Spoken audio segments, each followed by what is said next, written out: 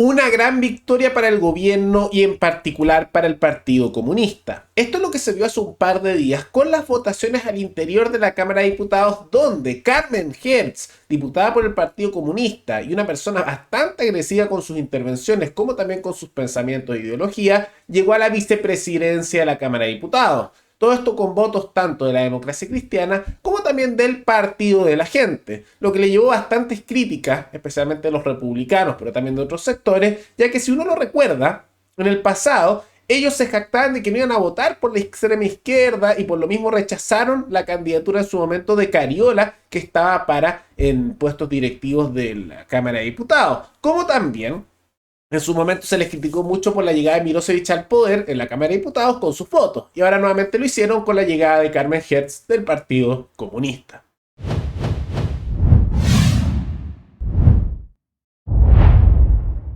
Recientemente se dio una votación en la Cámara de Diputados para cambiar quiénes son la presidencia y la vicepresidencia de dicha Cámara. Es algo más bien, podríamos decir, administrativo, que tiene cierta influencia con respecto a ciertos proyectos, pero son cargos que se votan a nivel interno. Pero muchas veces envían señales culturales y políticas. Y recordemos que en el pasado, por lo mismo, por esas señales, a personas que eran del Partido Comunista, y esto tiene sentido igual que si fueran personas fascistas, de ideologías totalitarias, se les estaba bloqueando en muchos casos esos puestos porque se consideraba que no era apropiado, ¿no? Y eso por votaciones internas. Por lo mismo, en el pasado se bloqueó la candidatura que había de Carol Cariola, diputada por el Partido Comunista. E incluso fue un tema de discusión importante en su momento, aunque ahora ya todos estamos más preocupados tal vez de temas mucho más graves como la masiva corrupción que azota a nuestro país. Bueno, hubo una nueva votación que pasó más bien desapercibida porque han habido otros escándalos de mayor envergadura, pero vale la pena hablarlo. Y ahí llegó a la presidencia Ricardo Cifuentes, que es demócrata cristiano, centro izquierda, y Carmen Hertz, del Partido Comunista. Ahora, ¿qué pasa? Que al igual como ocurrió con Carol Cariola, también se intentó bloquear la llegada de Carmen Hertz, que diría que es mucho más agresiva y odiosa a nivel político que lo que era incluso Carol Cariola, aunque ambas son de un partido nefasto, totalitario y antihumanitario como el Partido Comunista, que vale la pena destacar que es una ideología tan totalitaria y negativa como lo es el fascismo, nada más que como los comunistas tuvieron victorias post Segunda Guerra Mundial y se mantuvieron con más tiempo y tienen mucha presencia en distintos países, eso no se hará lo suficiente, cuando ambas ideologías deberían estar completamente demonizadas, pero ese es otro tema. Y dentro de esto llegó ahí a pesar del intento de bloqueo. Ahora, ¿por qué esto? Porque muchos de los que originalmente habían bloqueado la llegada de Carol Cariola, ahora se dieron vuelta la chaqueta y hicieron lo mismo con Carmen Hertz, solo porque cambió el tiempo político. ¿Y quiénes fueron?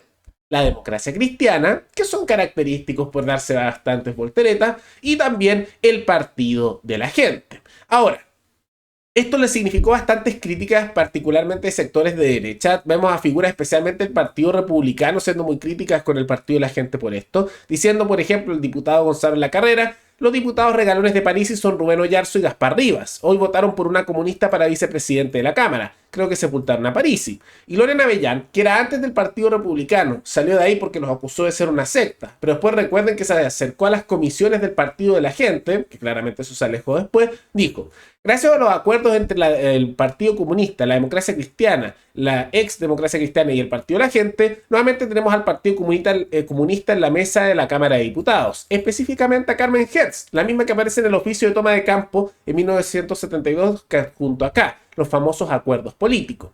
Porque Carmen Hertz era parte de la Unidad Popular y también, como pueden ver ahí, firmaba actas de expropiación. Ahí también hay fotos de ella con ametralladora y cosas por el estilo. Súper radical, ¿no? La persona que decidieron poner la vicepresidencia.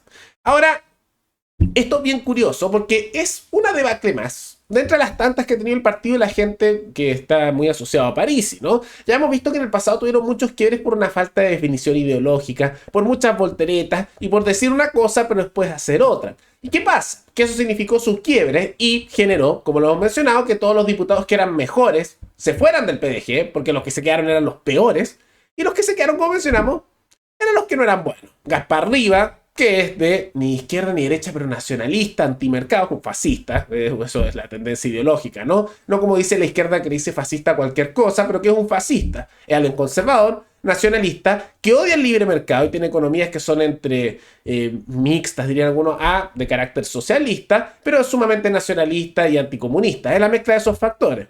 Gaspar Rivas, fascismo, ¿no? Y los otros diputados que son más bien volteretas, que son los que les quedan, que al partido que más se están pareciendo ahora, porque están votando muy parecido, es a la democracia cristiana, ¿no? Se supone que eran algo distinto y terminaron convirtiéndose en la DC, en la nueva DC. Bueno, y se dio eso. Y esto afecta porque ellos tenían un discurso muy duro contra Carol Cariola y contra el Partido Comunista que no podía hacer, que no se iba a dejar, y era lo correcto. Porque uno debería ser una persona que intente bloquear a ideologías totalitarias de llegar a puestos de poder, ya sea fascistas o comunistas, cualquier ideología totalitaria. Pero parece que eso se dieron vuelta a la chaqueta, ¿no? Y lo que pasó después es que después acusaron que ellos los traicionaron, porque había un acuerdo original para darles puestos también directivos, y al final les dijeron que no, porque su partido se ha ido desarmando y ya no tienen tantos diputados como antes, así que menos poder político. Entonces se sienten traicionados. Bueno, yo diría que así se deben sentir mucho los votantes del PDG con tanta movida que han hecho de este estilo. Y aunque dan sus justificaciones de que esto era un acuerdo, que esto, lo otro, la verdad es que esas son justificaciones que se las creerán que algún núcleo de militantes más fanáticos, un núcleo de poder político ahí pequeño, pero los amplios grupos poblacionales y los que eran sus votantes no se van a comprar eso y por lo tanto van a perder popularidad. Entonces el PDG no va a desaparecer por completo, pero cada vez tiene menor relevancia política, ¿no? Y eso se ha notado tanto con su fuga de militantes como también con la pérdida de diputados que han tenido en el tiempo.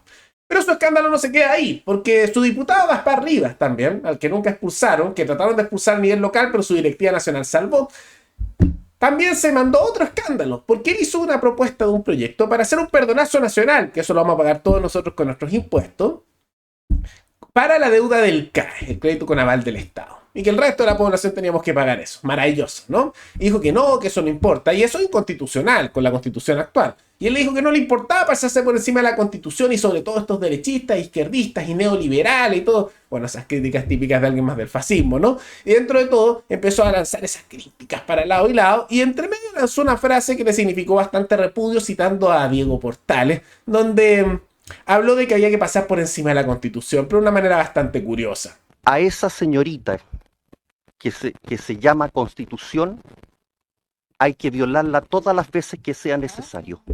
Ahora esta frase le significó bastante repudio. ¿Cuál fue su excusa? Ah, es que lo dijo Diego Portales a comienzos del siglo XIX. ¡Ay, qué gran excusa! Si lo dijo alguien, entonces está bien.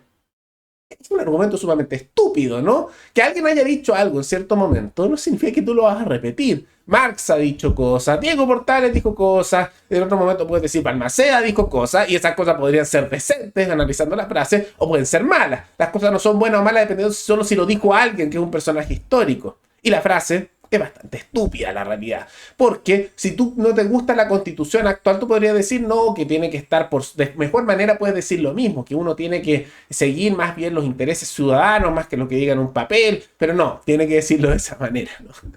Y bueno, claramente eso generó indignación, al mismo tiempo que el proyecto era malo, porque significaría un perdonazo a numerosas personas, pero a costa del resto de la población, que se pagaría con fondos fiscales, que de dónde salen, de nuestro bolsillo, ¿no? Y para él no era importante eso porque total es neoliberal hacer esas críticas, es neoliberal, ¿no?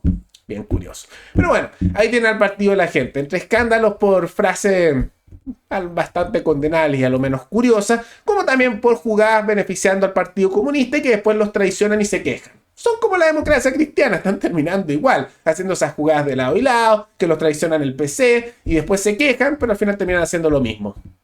Lamentable, ¿no? Lamentable lo que se está viendo y por eso en parte hemos visto que el Partido Republicano les absorbió parte de su apoyo y también otro sector importante se fue al nulo en las últimas votaciones y los abandonaron a nivel electoral. Y al no tener votos, sí, no desaparecen por completo. Es difícil que un partido chileno desaparezca tan fácil, pero de todas maneras se vuelven cada vez con menos potencia. Pero más allá de toda esa situación, ¿qué les parece este escándalo que ha pasado más bien desapercibido por los millonarios casos de corrupción que se han dado de manera simultánea y estas peleas entre el Partido Republicano y el Partido de la Gente que también han pasado más bien por debajo porque hay otros escándalos que han sido más noticiosos como los robos, la corrupción, etc.?